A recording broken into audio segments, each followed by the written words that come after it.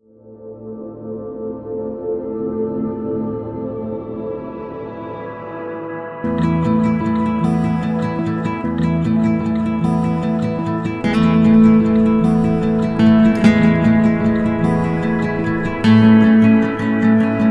vraiment ce projet de travailler sous l'eau, c'est venu aussi parce que je pense qu'après toutes nos plongées autour du bateau, on a vu cette mer en Méditerranée qui est quand même une mer assez vide, quoi.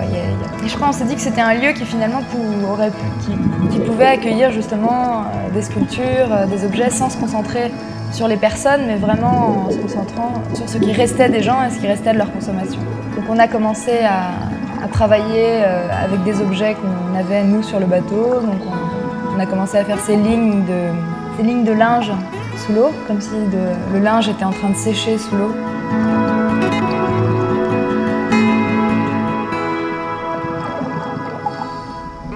On est parti du principe que tous les objets du quotidien qu'on pouvait utiliser et consommer consommer en masse, ils finiraient de toute façon dans la mer, donc que ce soit en particules microscopiques ou en gros patchs de plastique ou de matériaux. Nous, on essaie de mettre une image là-dessus dans notre imaginaire, c'est ça, et de voir qu'est-ce qui pourrait advenir de ces matériaux.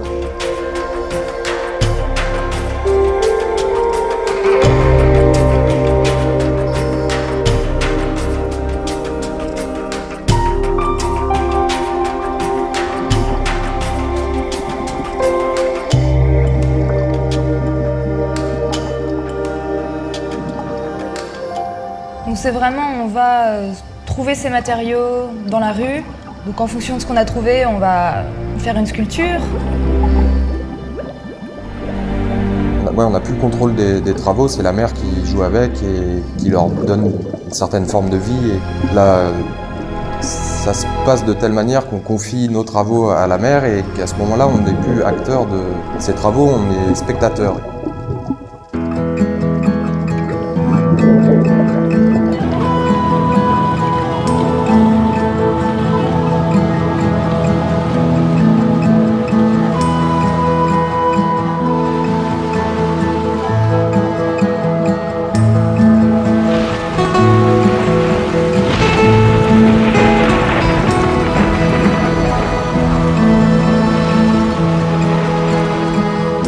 Il y a des moments sublimes en bateau, mais il y a aussi des moments pas très confortables, quoi.